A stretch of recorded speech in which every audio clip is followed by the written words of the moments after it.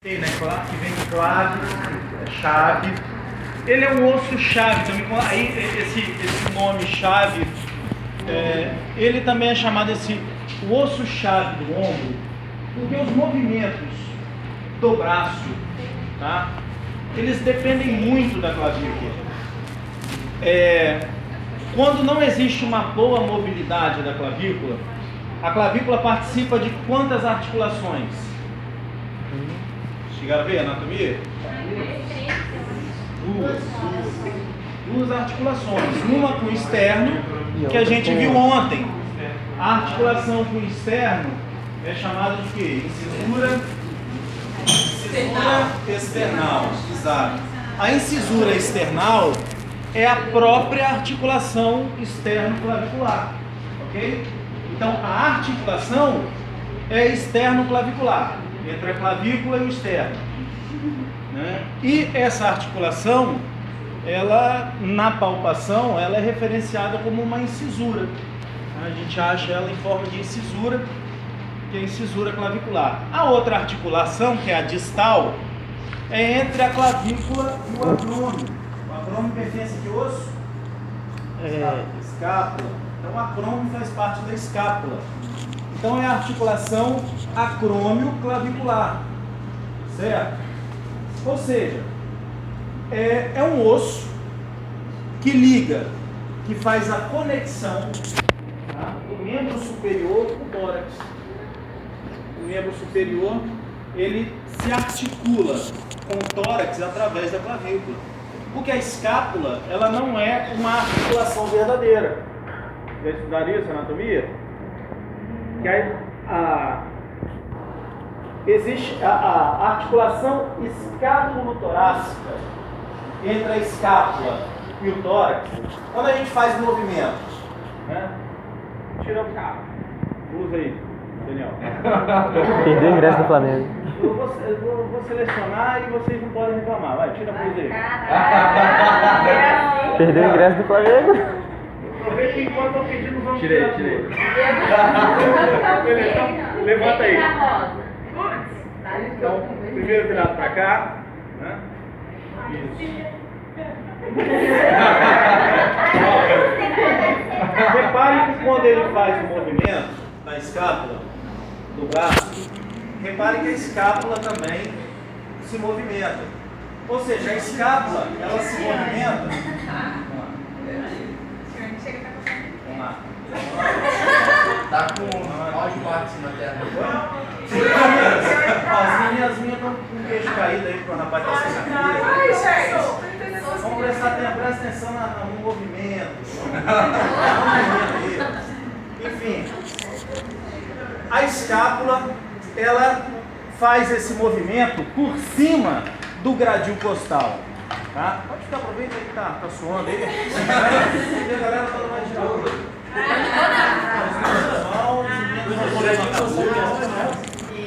Tudo pelo BSN. Oi? O gradil costal, o que é chamado gradil costal, é esse arcabouço formado pelas costelas. Tá? Então é um gradil costal. Conta a dessa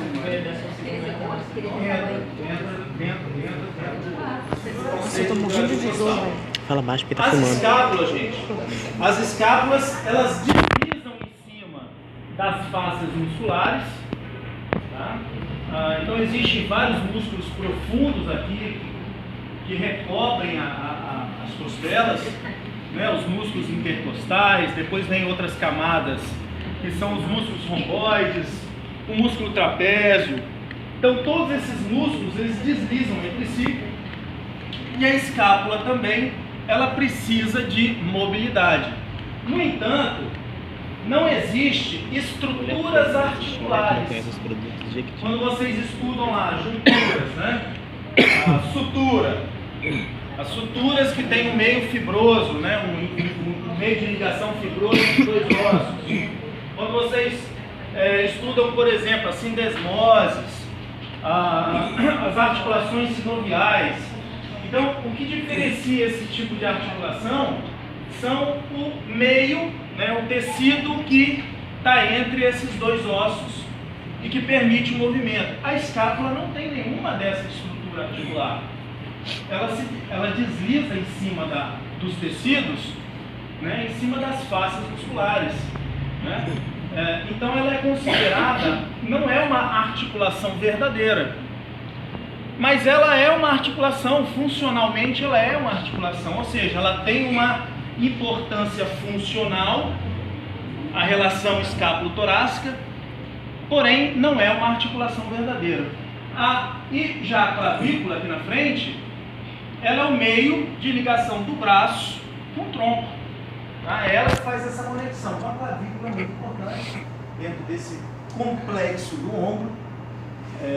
Quando a gente estuda o ombro, né, a maioria da literatura ele já relaciona o ombro como um complexo, porque a articulação do ombro são várias articulações trabalhando para o movimento do braço, né? Então eu já posso mostrar aqui, ó, que se não existir uma boa mobilidade da escápula, o movimento do braço dele fica limitado. Chega aqui, Daniel. Então, deixa eu tatuar. A camisa agora é toalha, né? Então, olha lá. Faz um movimento normal, o máximo que você consegue para cima, sem inclinar o tronco. Como assim? Isso. Sem compensar. Só para a gente ver a mobilidade dele, desse braço. Ele só consegue alcançar esse arco de movimento, tá? Somando os movimentos da esternoclavicular, com mais os movimentos presentes na cronoclavicular e mais os movimentos presentes na escápula torácica, além da glenomeral, que é entre o próprio movimento do úmero na glenoide. Então, é só uma somatória de 4 articulações, 3 verdadeiras e uma falsa. As verdadeiras, a cronoclavicular, esternoclavicular, a escápula torácica e a glenohumeral, entre o úmero e a escápula na cavidade glenoide. Se a escápula não tiver boa mobilidade, ele vai perder parcialmente o movimento. Então, ó, não vou nem encostar no ombro dele, eu vou pegar e estabilizar a escápula. Não vou deixar a escápula sair daqui. Levanta o braço. Vai. Tá? O ombro dele está livre. Ele não tem mais movimento. Ou seja, isso mostra que se não houver uma boa mobilidade da escápula em cima desses tecidos, não vai ter um grande movimento. Porque o movimento ele é dependente de 4 articulações e ainda o finalzinho do movimento, né? Alcança lá as 2 palmas da mão. Vou levantar não, porque a barriga pula aqui. Então, ó, algumas pessoas para alcançar aqui, ó, fica de lado, precisa fazer, ó, a extensão lombar. Se ele não fizer essa extensão lombar e nem a extensão aqui entre a cervical e a torácica, ele não consegue alcançar lá em cima, tá? Pode. Isso. Ou seja, então existe ainda movimentos compensatórios, extensão da lombar, extensão da cervical com a torácica, para o finalzinho de movimento, tá? Isso aí é só para dar um conceito para vocês. Por que muitas vezes a gente, para melhorar o movimento do ombro, a gente tem que mobilizar a lombar, a gente tem que mobilizar aqui essa junção cérvico-torácico, lá naquela charneira C7T1, né? Charneira juntura, alguma coisa, charneira C7T1, tá? Então a gente precisa do encaixe da extensão. Enfim, tem uma série de outras compensações que, se eu falar agora, vocês vão viajar na maionese, tá? Mas tá bom aí para o entendimento. Problemas com o ombro, tipo, deslocar, essas coisas assim, ele tem a ver com a escápula ou tá mais conectado com o agora? O meu ombro de jeito que se desloca, sabe? Existem 2 condições, assim, 3 na verdade, 3 condições importantes para a manutenção de uma boa relação entre o úmero e entre a cavidade glenoide. Uma delas é a condição muscular, tá? E não é a musculatura superficial que faz essa manutenção da estabilidade, é a musculatura mais profunda, são músculos mais posturais. Então os músculos que são mais profundos, eles têm normalmente característica postural, enquanto que os músculos que são mais superficiais, né, bíceps, quadríceps, são músculos mais de movimento, de amplitude de movimento. E quanto a isso, professor? Hã? Isso, dá esses... Isso aí é uma relação articular, uma má relação articular. Mas, e aí, galera, então existe uma boa estabilidade do ombro, do húmero na escápula, depende de uma estabilidade dinâmica. Quando a gente fala estabilidade dinâmica, é muscular, porque quem se mexe no nosso corpo é músculo, tá? Osso, ligamento, é tudo estático. E a estabilidade estática, ela depende dos ligamentos, então da cápsula. A cápsula do ombro é frouxa, por natureza. Ela tem a natureza frouxa porque ela precisa permitir grandes amplitudes de movimento. Se ela for muito tensa, ela bloqueia o movimento. E aí quem que suporta? Quem que dá porque é uma... Falei um nome mas é uma condição adversa, né? Você precisa ter instabilidade para poder gerar grandes movimentos, ao mesmo tempo você precisa conferir estabilidade. Então, o cara já tinha estabilidade e aí eu caí em moto Os ligamentos, existem pessoas que têm os ligamentos bem frouxos, que fazem assim, ó, o número chega a descer, né? O braço faz ficar um buraco aqui, né? Além disso, existe a questão óssea, a conformação óssea. Às vezes um húmero com a cabeça um pouco mais achatada, ou uma glenoide, uma cavidade glenoide, ela já por natureza ela é pequena e ela não é tão côncava, mas essa relação também ajuda, tá? Quanto mais concavidade tiver na cavidade glenoide, melhor a relação de movimento. Então tudo isso depende, os movimentos dependem de uma série de fatores, tá? Então é importante a gente entender a avaliação da escápula, entender a avaliação, como que acontece o movimento escapular, né? E da própria glenohumeral. Bem, a clavícula.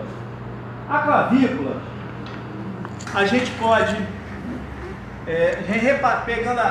observando a clavícula de frente, ela apresenta duas curvaturas anteriores e duas curvaturas posteriores. Ela parece um S itálico, né? O Szinho itálico. Ela apresenta na sua porção lateral, ou seja, na sua porção anterolateral, duas concavidades. Então, alguém não sabe o que é côncavo e convexo? Levanta o dedo aí, para a gente explicar. Vocês não sabem? Ok. Então, a concavidade e convexidade é um formato de uma superfície. Tá? Se você pegar uma colher, a parte onde fica a comida, ela é côncava. Essa superfície aqui, ó, tá? Ela é côncava. Na parte de baixo da colher é convexa. Existem às vezes no supermercado aqueles espelhos convexos. São assim, para você ter uma visão mais plana, não é? Farmácia. Ou seja, então aquele é um espelho convexo, porque a superfície dele é acima. Tá? Aí tem a regrinha, quando você cava alguma coisa, você cava como? Vai cavar areia, você cava como? Então essa parte aqui é Concava. É a parte que você cava. Concava. A parte que você cava é a concava. Concava. Tá? A outra parte de baixo é a convexa. Então isso aqui, ó, lembra isso aqui, côncava. Então as extremidades anterolaterais são côncavas, enquanto as extremidades anteromediais são convexas. Ok? Tá? E nós conseguimos palpar perfeitamente a convexidade anteromedial e a concavidade anterolateral. Logo, a parte de trás é o inverso. Se na frente aqui é côncavo, a anterolateral, atrás ela é uma superfície convexa. Aqui é convexo, aqui é côncavo. Ok? Então, antero e póstero. Anterolateral, anteromedial. Pósterolateral, pósteromedial. Perfeito? Nós vamos palpar essas 4 curvaturas, além das 2 extremidades. A extremidade acromial e a extremidade external.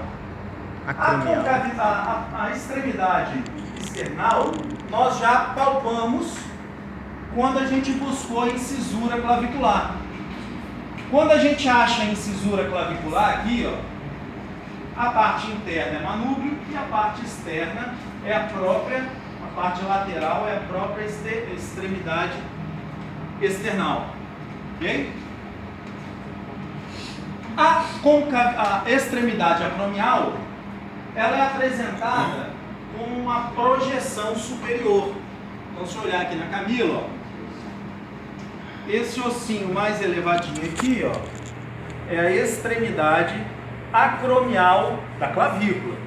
O nome recebe o nome do acrômio, né, extremidade acromial, mas pertence à clavícula.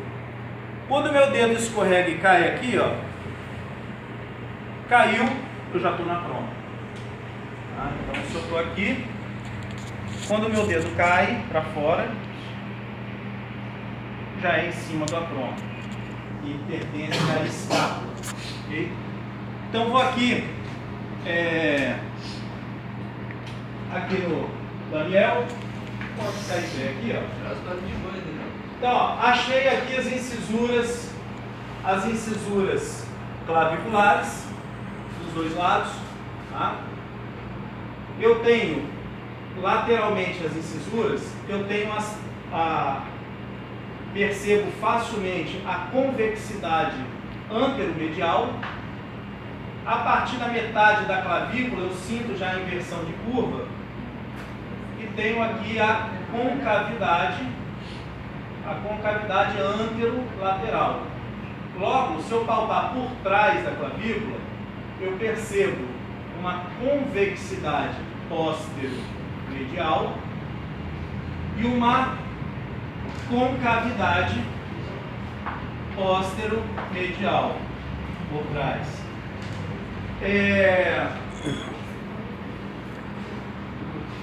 A clavícula num posicionamento normal, você tem que perceber essa mudança de concavidade e convexidade anterior. Tá? Se você não estiver percebendo essa mudança, a clavícula pode estar assim, ó. E aí você está passando a mão reta aqui, ó. Tá? Então, ó, clavícula normal, quando você passa o dedo aqui, você tem que sentir essa mudança de convexo para côncavo. Ok? Se a clavícula está mal posicionada, você praticamente não vai ter essa mudança de concavidade para convexidade. Ok? Então é uma forma até de avaliação se tem uma normalidade posicional da clavícula. Tem mas...